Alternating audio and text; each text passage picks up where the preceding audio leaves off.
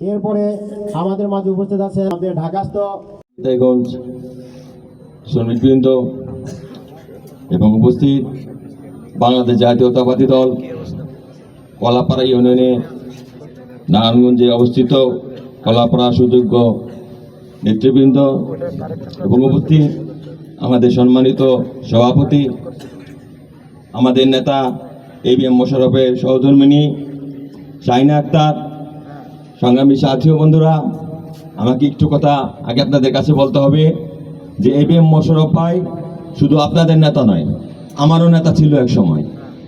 তিনি ছিলেন তখন আমি নারায়ণগঞ্জ জেলা ছাত্র দলের সাংগঠনিক সম্পাদক ছিলাম।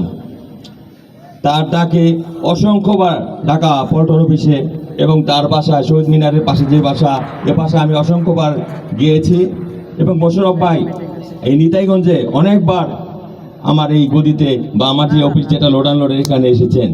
তার সম্বন্ধে আপনারা সবাই অবগত আছেন যে তিনি এমপি বা চেয়ারম্যান না হয়ে 400 কোটি টাকার কাজ করেছেন কলাপাড়া উপজেলায়।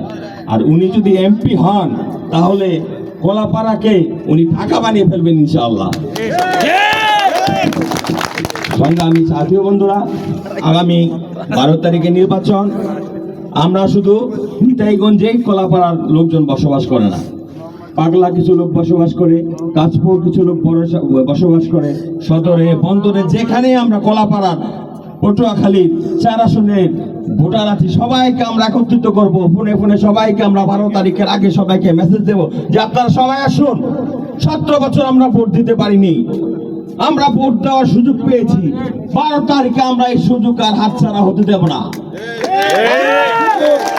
আমরা শুধু একেই ভোট দিতে যাব না, আমাদের বউ বাচ্চা বন্ধু বান্ধব সবাইকে নিয়ে আমরা 12 তারিখে ABM মোশাররফ ভাইকে ধানের শীষ মার্কায় ভোট দিয়ে জয়যুক্ত করব।